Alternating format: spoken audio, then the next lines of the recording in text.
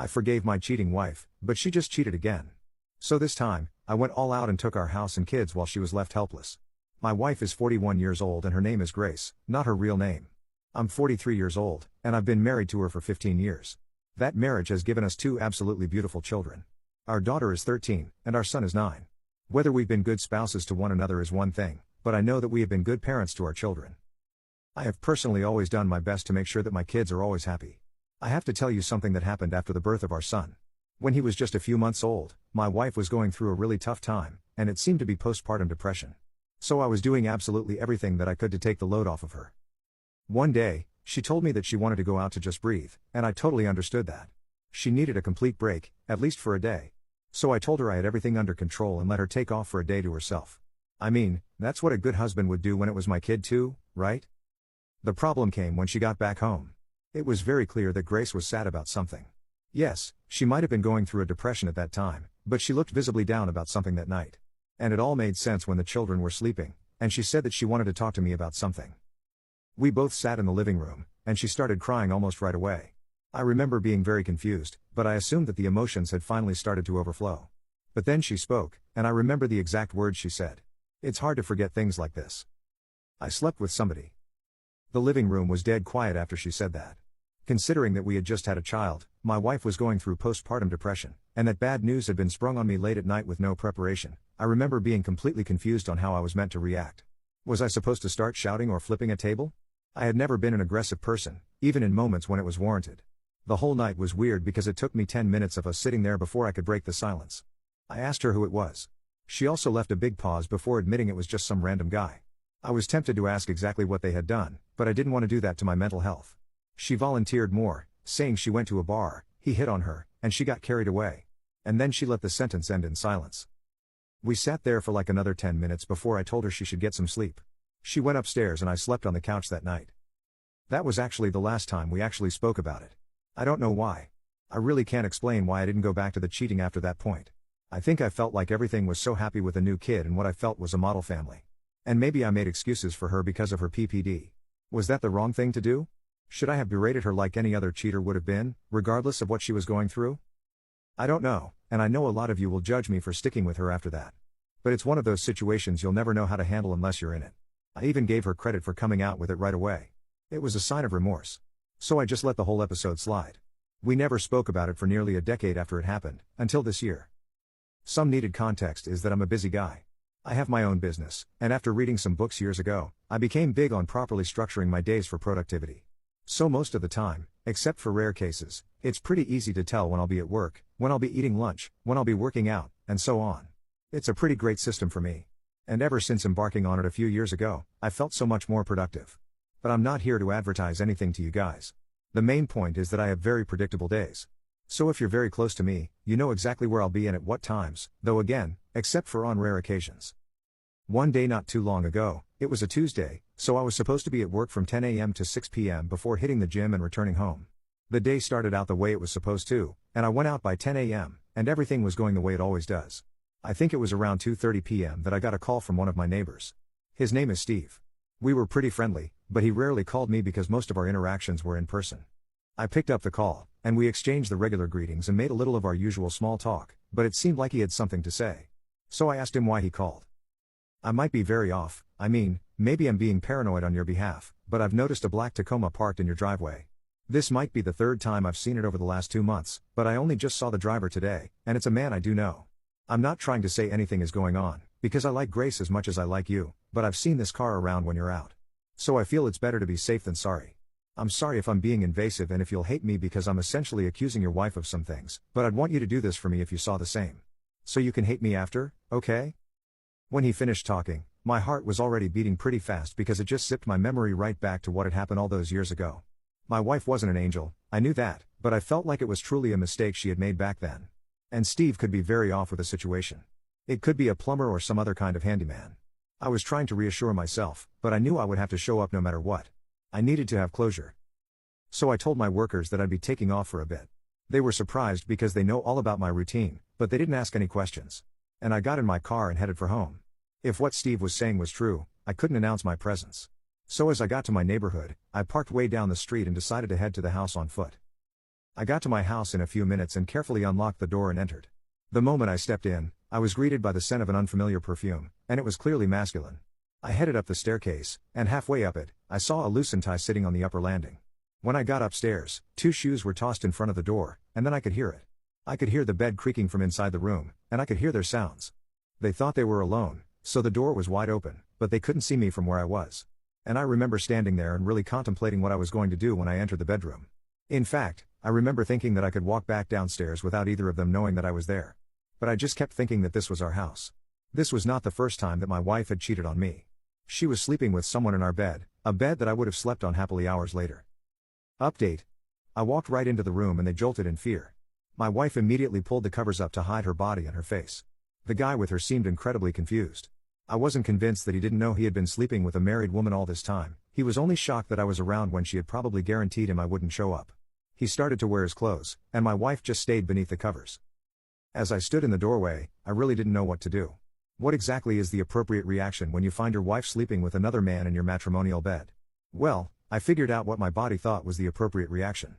The man, now with his pants on and trying to button up his shirt, walked toward the door to leave the room, and I slugged him. I didn't even think about it before I did. I just gave him a solid hook to the jaw, and he fell back onto the bed. My wife yelled when she felt the impact. The guy rubbed his chin and touched his busted lip to look at the blood, and he stood up again. This time I let him pass, and I heard his car start up a minute later. I should have done more than just that. But, 1, I could have unalived him with the way I felt, and, 2, I didn't want to waste all my energy on him when my wife was the one with a burden of faithfulness. I mean, I felt so goddamn stupid. I had really let this woman cheat on me twice, or at least twice, and this second guy was a recurring thing. I really should have cut her off when I had the chance, new baby or not. I ripped the covers off her so I could see her face and her body. At that moment, I was disgusted by everything about her. I think that I didn't go this deep in thought the first time she cheated on me, because if I had, I know I never would have touched her again. But here I just saw a guy with her. They were just going at it a few minutes ago. Look at me, I said to her, because she was still covering her face like a schoolgirl, and it made her instantly look. Once she made eye contact with me, all I said was, "This is over. I want a divorce. And I'm going to make sure that you regret taking me for a fool." Then I walked out. I left my wife there, got into my car, and went back to work. I really don't know why I returned to work, but I think I needed something to get my mind off of things. By the time I was done at night, I just went to a hotel with a bottle and drank so I wouldn't have to think about anything. I've already reached out to a divorce lawyer. It was a no-brainer, and I've paid a retainer. I'm going to fight tooth and nail to make sure I get custody of my children. But beyond that, I want to cause her pain. And I'm trying to figure out how. I honestly can't be taken for a fool like this, especially because I already made myself a fool by letting her cheating get away with things once before. I guess it's true that once a cheater, always a cheater. Anyway, I'd love to hear your thoughts, and hopefully advice on the approach I can take next, while she was left helpless. I'm really happy as I'm writing this update because the divorce proceedings have finally concluded between me and my ex-wife Grace. Hopefully, you all remember the story well enough. It was a pretty messy journey here, but let me tell you guys everything and how it went down. So after I caught my wife cheating in our bed, I went to sleep in a hotel, and I was there for about 5 days because I was totally unsure about how to go about things. After that, I showed up at the house to see my kids and made up a dumb excuse as to why I might not be around every day, which broke my heart. I went to my brother's place following that, which wasn't too far. I had to tell my workers I wasn't feeling great, and I didn't show up until the next week. However, it was during that time that I had gotten a lawyer, and he had started the necessary paperwork for me. He told me that things would probably be tough, especially since my wife worked at a law firm, but he was the best in the state, according to him, so I felt confident. My wife got served at work, which made me glad because it must have caused a bit of embarrassment, but that was just the start of things. An important piece of the puzzle came together on one of the days when I came home to see the kids. Tell me why my son told me about the time when he was sick and took time off from school for 2 days, which I recall, and just randomly mentioned Mom's friend.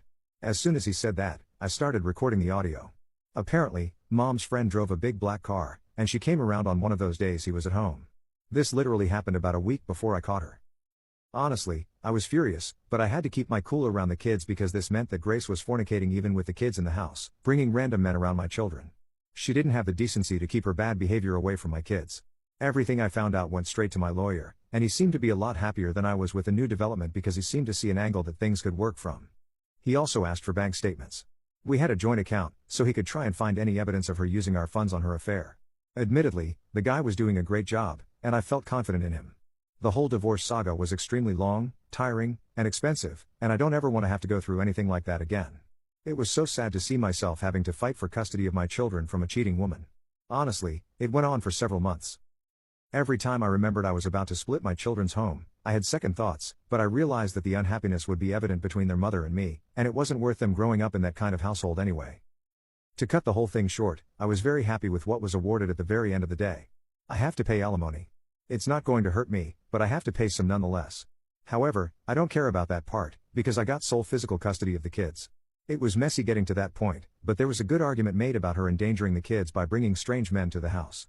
Who knows how many more entered the residence that we were not fortunate enough to know about, said my lawyer. Legal custody is shared, but I'm fine with that. She's still their mom after all. As much as I might now hate her guts. Along with custody of the children, I naturally got the house, because why uproot the kids from where they live and school and have friends? Can't have three people leave the house on behalf of a cheater, after all. This was all a very major win for me, and I'm glad that I was able to get this much from the situation. But I don't think I'm done. I couldn't engage in any other plots because the divorce was taking up all my time. But now that it's done? Who knows? I might have another update for you all in the future. We'll see. Anyway. Update, it's me, back again, months after my last update.